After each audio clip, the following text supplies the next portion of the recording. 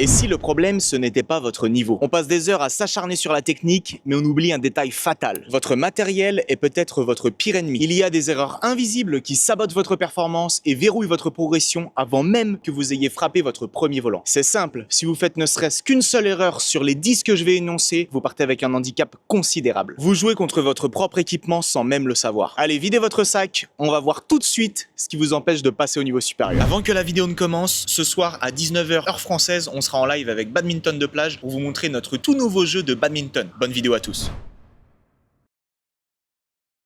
Erreur numéro 1, vouloir une raquette de pro. Je pense qu'on a tous déjà fait cette erreur. Vouloir acheter la raquette de son joueur préféré, elle est ultra rigide, poids en tête, et juste parce qu'on la prend, on va pouvoir envoyer des gros parpaings. Mais en réalité, ça se passe pas exactement comme ça. En fait, pourquoi c'est une catastrophe? Il faut bien comprendre que la puissance au badminton ne vient pas de la raquette en elle-même, elle vient de l'effet fouetté. Si vous prenez un bout de bois ultra rigide, mais que vous n'avez pas la technique parfaite ou la vitesse de bras d'un top mondial, la tige ne va tout simplement pas se plier. Résultat, le volant n'avancera pas, vos dégagements atterriront au milieu de terrain et à chaque fois que vous souhaiterez smatcher, le volant n'aura aucune puissance. Donc c'est un très mauvais choix. Et en plus de ne pas être performant, vous allez sûrement vous blesser parce que ce sera l'épaule et le coude qui encaisseront tous les dommages. D'ailleurs, vous me demandez souvent avec quoi je joue sur Instagram. C'est une Aura Speed Anxé de chez Victor. Très très bonne raquette, ça me correspond parfaitement. C'est bien pour mettre de la vitesse, de la puissance. C'est une raquette rigide en tête. On n'est pas sur du très rigide parce que très rigide c'est vraiment en planche à bois. Là c'est en dessous, c'est rigide donc ça permet quand même d'avoir de la puissance. C'est très bien, très maniable. Je recommande pour ceux qui ont le même profil que moi.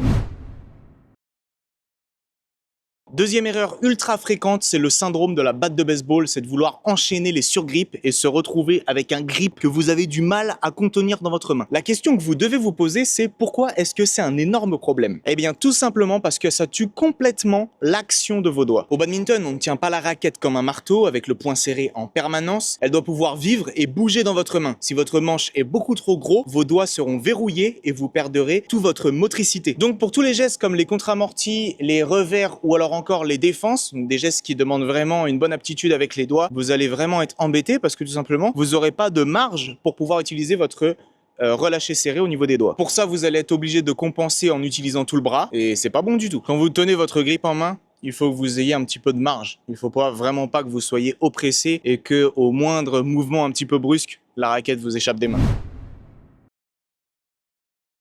Erreur numéro 3, le grip fossilisé. Là, je sais qu'il y a pas mal de gens qui peuvent se sentir concernés. Alors après, en réalité, ce point-là va changer par rapport à votre localisation. Par exemple, ici en Thaïlande, un grip fossilisé, c'est après 2 semaines. Surtout en ce moment, là, il fait 39 degrés dans le gymnase. On peut dire qu'après une séance, le grip est directement à changer, si c'est un grip éponge, parce qu'il fait tellement chaud en fait que même des gens qui transpirent pas comme moi ont dû changer de t-shirt dans cette vidéo. C'est assez aberrant la température. Donc grip fossilisé, pour en revenir à la vidéo, il faut essayer de changer son grip le plus souvent possible parce que c'est tout simplement ce qui va vous permettre d'avoir une super adhésion avec votre raquette. Ça peut paraître bête, mais si vous le changez le plus souvent possible, vous serez beaucoup plus efficace dans vos gestes et vous pourrez faire votre relâché serré de la manière optimale. Parce que si votre grip devient glissant, ça va être beaucoup plus compliqué de pouvoir bien agripper la raquette à la fin. Parce que comme je vous le disais dans la précédente vidéo, votre raquette au début est maintenue par votre pouce et votre index. Donc si vous l'agrippez comme ça et que vous avez un grip qui est glissant, à la fin, elle risque d'arriver dans la tête de votre adversaire et c'est pas cool. D'ailleurs, si vous souhaitez faire un essai, vous changez votre grip, donc vous avez un grip neuf et vous faites des dégagements avec un partenaire et vous essayez de tenir votre raquette la plus légèrement possible et vous allez voir que même en la tenant hyper légèrement, la raquette va vraiment rester agrippée à votre main et c'est vraiment cette adhérence-là qu'on cherche le plus souvent possible au badminton. Quatrième point, et c'est une erreur qu'on voit très souvent sur les terrains.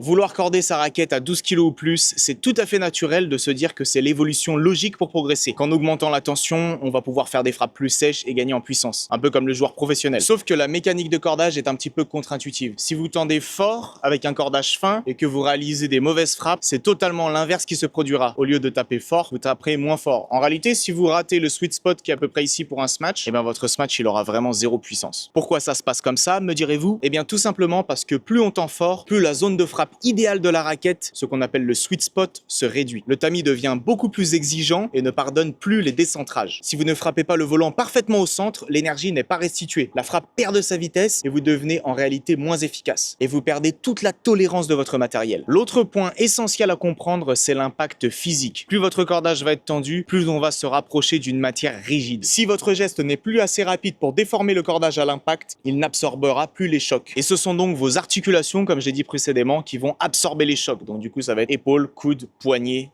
C'est pas terrible. C'est malheureusement comme ça qu'apparaissent les tendinites et toutes ces conneries. Et c'est vrai que depuis que j'ai compris que quand je m'entraînais un petit peu plus sérieusement, il fallait que je descende ma tension d'1 kilo, et ben j'ai tendance à beaucoup moins me blesser. Enfin, plus du tout d'ailleurs, j'ai plus aucune douleur. Donc je vous recommande de faire pareil. Si vous savez que vous allez faire un entraînement plus intensif que la normale, essayez de descendre un petit peu votre tension de 0,5 ou 1 kg et vous allez voir que du coup, il y aura moins de contraintes sur vos muscles et sur vos articulations et ça n'en sera que bénéfique.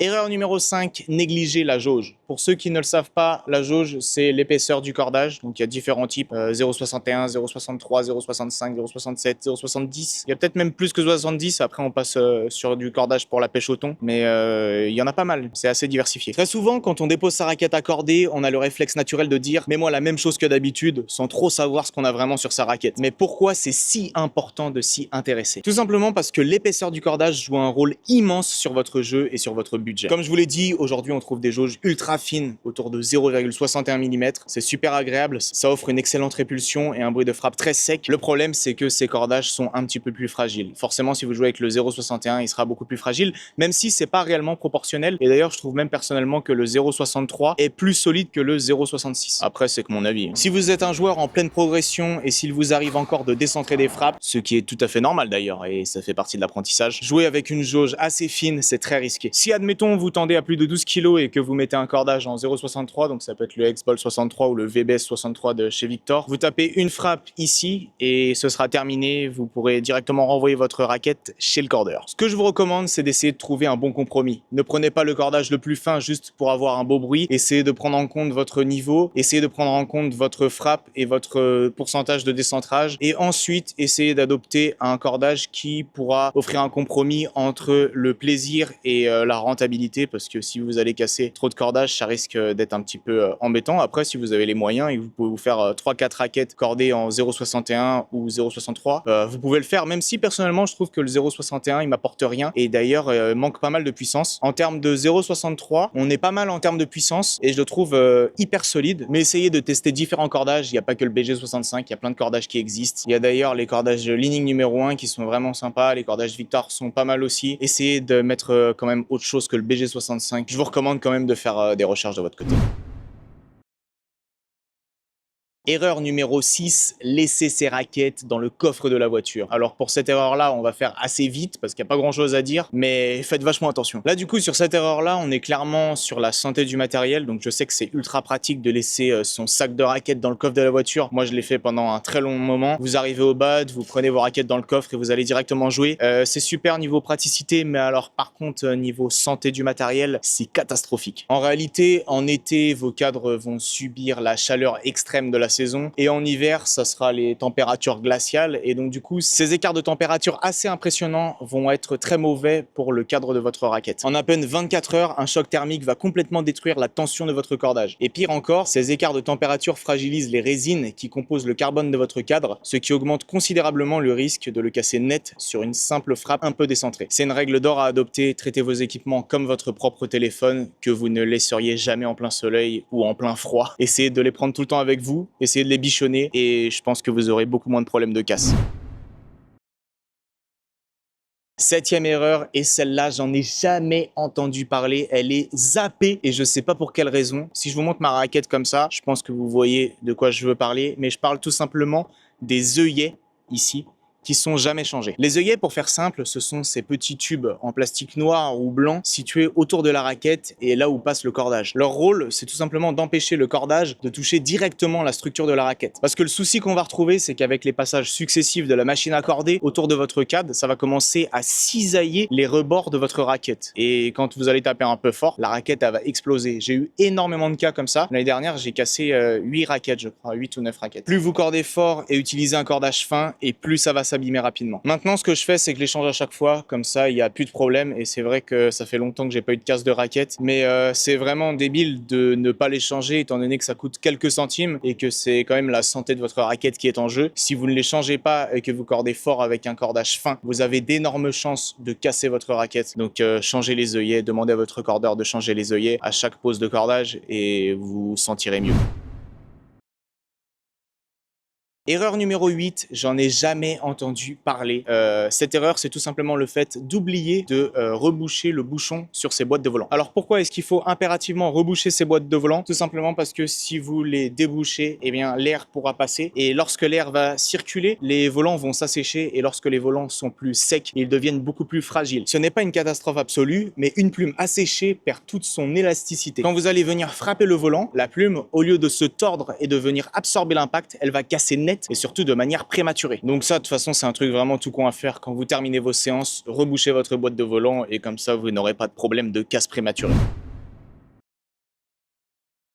Neuvième erreur, et là je viens de vous en faire la démo en live dans cette vidéo, le t-shirt en coton. C'est super confortable à la maison, mais pour jouer un vrai match, c'est une très mauvaise idée. Le coton agit comme une éponge, il va absorber toute votre transpiration sans jamais l'évacuer. Résultat, au bout de 15 minutes de jeu, votre t-shirt pèse 1 tonne. Il vous colle à la peau, il limite l'amplitude de vos mouvements, et en plus, vous attrapez froid dès que vous arrêtez entre deux sets. Il faut absolument passer sur des matières synthétiques. Et là-dessus aussi, il faut savoir que tous les maillots ne se valent pas. Si vous choisissez ce qu'on appelle le textile de grade A, c'est-à-dire certains types de maillots qui ne sont malheureusement, je crois, pas disponibles en France, eh bien, peu importe votre degré de transpiration, vous n'aurez vraiment aucune trace sur votre t-shirt et il restera toujours hyper léger, donc vous pourrez bouger à votre guise et vous ne serez vraiment pas handicapé par le poids de votre t-shirt. Tandis que si vous mettez des t-shirts en coton, comme celui que j'ai utilisé en début de vidéo, eh bien rien que le fait de parler devant une caméra, je deviens totalement trempé. La dernière fois j'avais fait un match, c'est pour ça que j'étais tout trempé, mais là, rien que le fait de parler, le t-shirt commence à prendre du poids, donc